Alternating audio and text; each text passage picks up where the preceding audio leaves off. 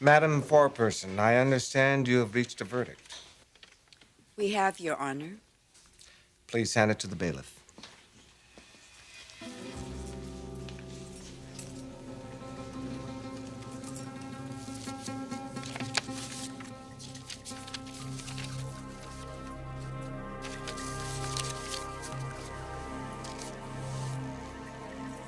Mr. Clerk, is the verdict proper in form? It is, Your Honor. Mr. Shaw, please stand.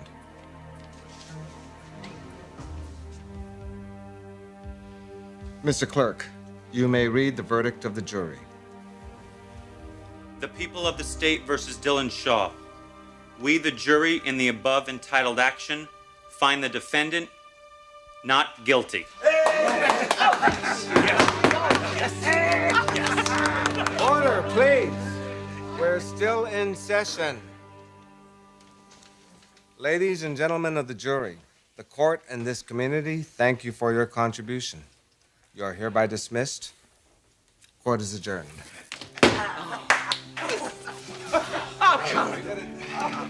Hey. You were so wonderful, worth every penny. Oh, I think so. Oh, as well as they. You got a job for life respect for anything you want. Anything. How about next? No, I'm just gold. Oh, God. Gold. And a couple of silver. Let's go. Let's all do it. You want me to tell you about Ridge? Are you sure? Call it curiosity. Don't question me, please. He still grieves for you, Taylor. How do you know this? I just do. Well, I don't see how he could be grieving. After all, he did remarry. Of course he married Brooke. She was waiting for him after you died. I'm sure. Taylor, they share a family. They have a beautiful daughter. But Eric Jr., he's like a son to Ridge. Are you saying that he married her for the children? I'm saying Ridge and Brooke have a very unique relationship. It should come as no surprise to you that they got married soon after you disappeared. But you make no mistake, if Ridge knew that you were alive, If he knew I were alive, what? What, James? he would want to be told. Well, I don't know why. I'm sure he's happy. He's been given something Taylor Forrester was never able to give him, a child. Yes, but if But isn't he fulfilled? As I'm fulfilled with his precious little wife and his children? Isn't he, James? I'm sure you've seen them together as a new family. He would still want to be told. Well, you have been with them, haven't you? You've seen them. How do they relate to each other, Ridge and Brooke and the children? How are they together? Oh, what a day. What an absolutely glorious day. Oh, you had them all the way, my boy. Oh, I don't know, so... I don't know either. I was a little nervous myself, I gotta tell you. The jury wouldn't do that. They couldn't do it. He's a good boy. They would have done it, Sal. If it hadn't been for that lady right there. You know, you're right, Connor. I never thought I'd hear myself say it, but you're absolutely right. She did it. Stephanie Forrester actually came through for us. Well, there you have it. Thank you, Miss Emerson. Don't thank me. I lost. I think it ended the way it should have. I have to admire you, Stephanie. What you did took a lot of guts. I simply told the truth. Well, I hope it's appreciated.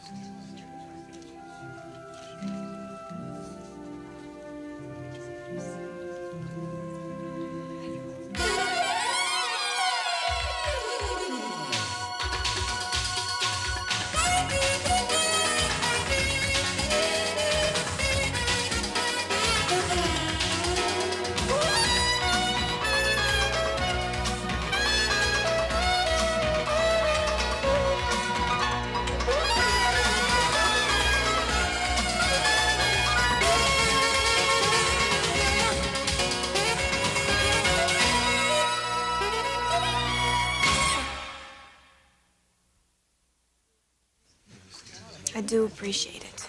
Don't tell me. Thank you, Aunt Stephanie. You're welcome. Why did you do it? Because it was the right thing to do. You had a feeling there's a message in there, huh? Oh, there is. The difference between the ordinary and the truly extraordinary person is the ability to, well, see the easy way and the right way to do something and to choose the right way. It's called character. And it's what we try to teach our children. And our nieces.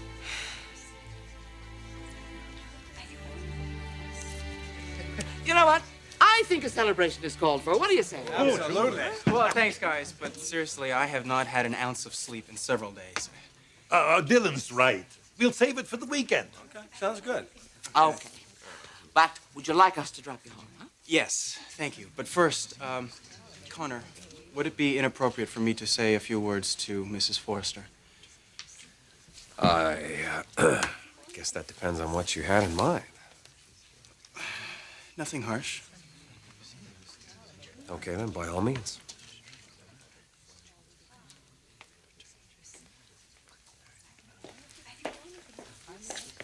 Mrs. Forrester, Yes, Dylan. I just wanted to say thank you. You're welcome.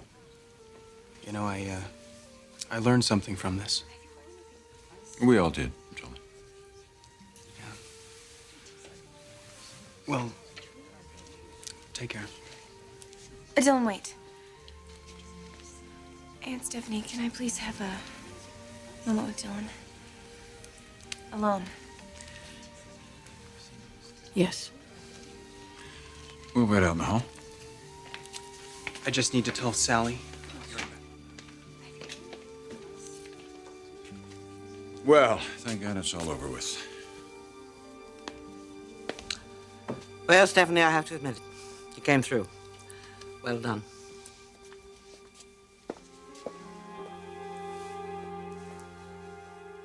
Yes, I have seen them together. Ridge, Brooke, and the children. We've had dinner in their new home. So how was it? It was dinner. Do they seem well adjusted? You could say that. If it's true, I want you to say that. Yes. All right, yes. They seem settled. As a family. As a family. And the children, how do they relate to Ridge as a live-in father? Very well. Really? Extremely well. Tell me more. Taylor, I don't want to. It's all right, James. I just want information. I can take it. As you can see, I'm not exactly falling apart.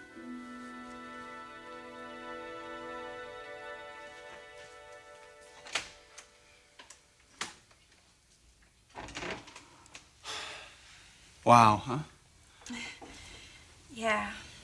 Wow. I really thought I was dead there. Yeah. My aunt sure came through for us. Yeah, she did. So, what now?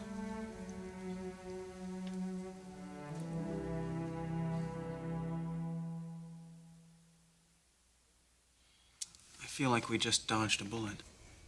I must put you in prison. Well, I broke the law. Is that how you see it? How do you see it? You really knocked some sense into me, Dylan. I did. Yeah. Yeah, when you brought me home last night. You're not mad about that anymore? No. I know why you did it now. Oh, it would have been a mess.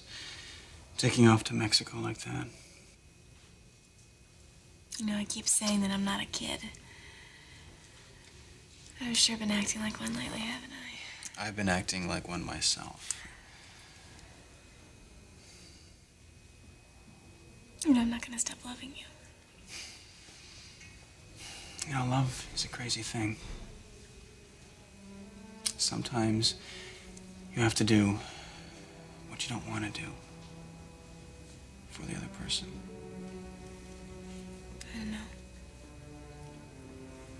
Do you?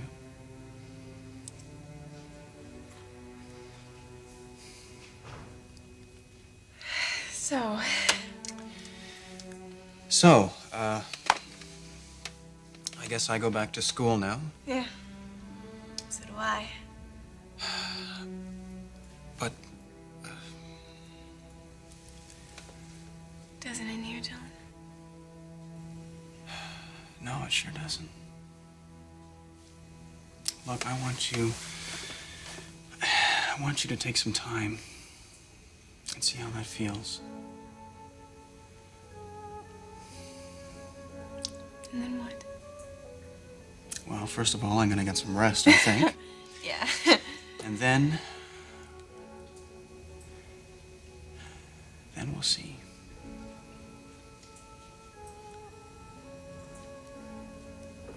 Still my number. Yeah. You still have mine.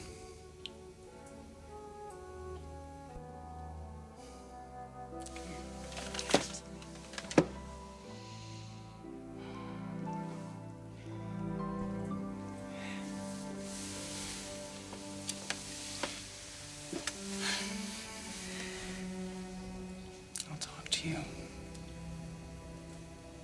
I love you so much. I love you too.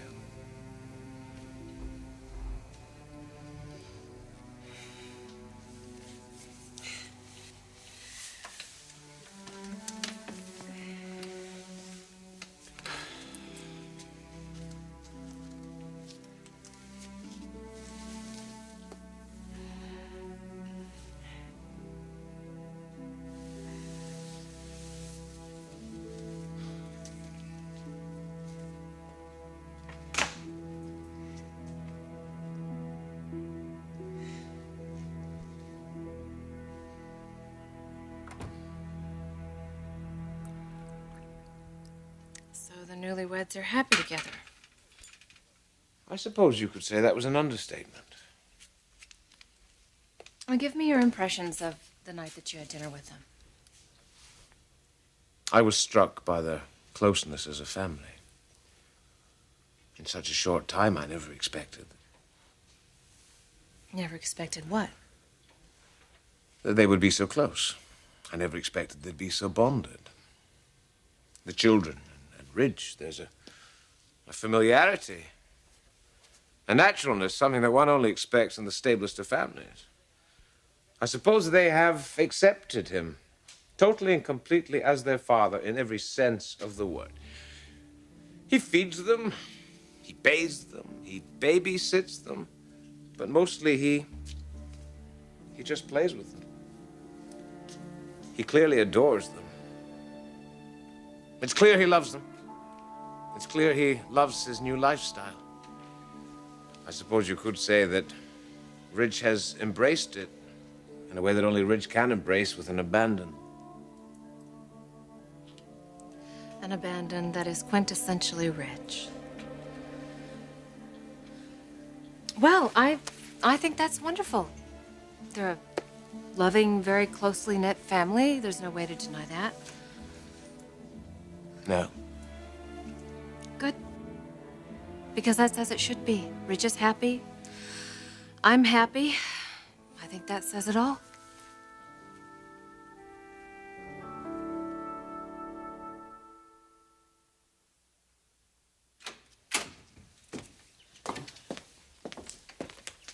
Eric, will you have some lunch? No, thanks, I'm fine. Jessica? Oh, no thanks. I think I'm just gonna go upstairs and do some reading.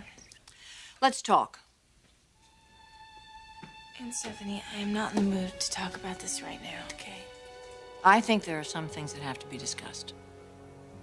Like what? What are you talking Apologies for starters. about? Oh. I'm sorry. What else can I say? Thank you, Jessica. Your uncle and I are both very sorry as well. You are? I don't approve of the relationship with Dylan, but I should have handled it differently.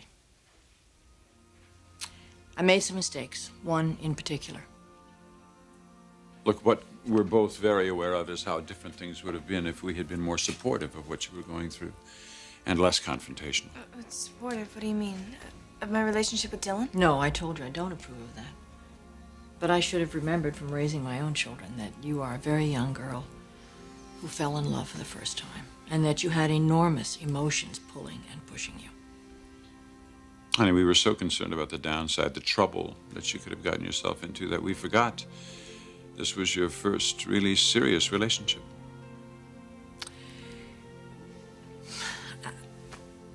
I should have treated it with respect. I forgot that you were experiencing feelings that you'd never felt before in your whole young life. And I'm sorry. I'm sorry that I didn't help you work through that. No, Stephanie. I'm sorry. I'm sorry that I treated you the way I did and that I talked to you both the way I did.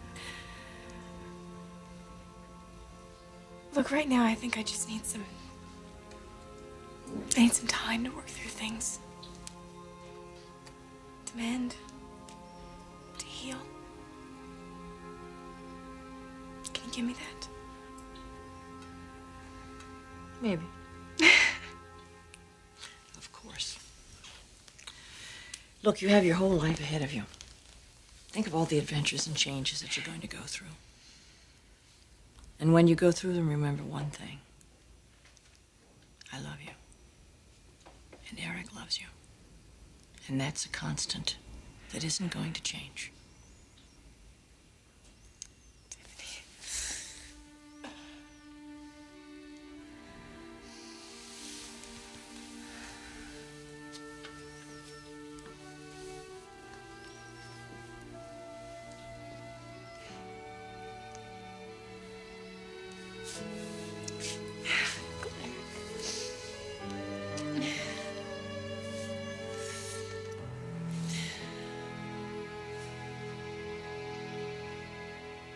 Look, I know how difficult it is for you to hear this, but you asked me about Ridge, so I told you.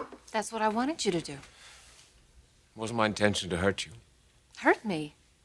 You didn't hurt me, James. I think it's great that Ridge is happily married and those children finally have a father. To tell you the truth, I was starting to feel a little bit guilty. Guilty? Well, look at me. I'm royalty, for heaven's sakes. I'm a princess. Not to mention a princess who's very much in love with her prince. Omar has given me so much. Power and riches, a lifestyle unparalleled by anything you and I could ever possibly imagine. James, I am literally living my fantasy. And there's something else that Omar is going to give me very soon. We're both very excited about it. Omar is going to give me a baby. You're pregnant? Not yet, but we're certainly working on it overtime. I mean, I'm surprised it didn't happen on our honeymoon. We barely made it out of our hotel suite. I've been blessed with the most romantic lover this side of the Arabian Nights. I'm speechless. I don't know what to say to you. Why? You didn't think I could love someone other than Ridge? My dear James, Ridge Forrester is a fine, good human being, but let's be honest. He's no man of royal cloth. He deserves someone like Brooke, a true, dyed-in-the-wool commoner. I think it's great for their cute little family. Well, listen, I'm doing the royal suite. Omar and I do this very Middle Eastern massage thing every day about this time. I love this lifestyle, James. Servants, wealth and abundance. You'd like it too. Maybe I could fix you up with one of Omar's nieces. No, thank you.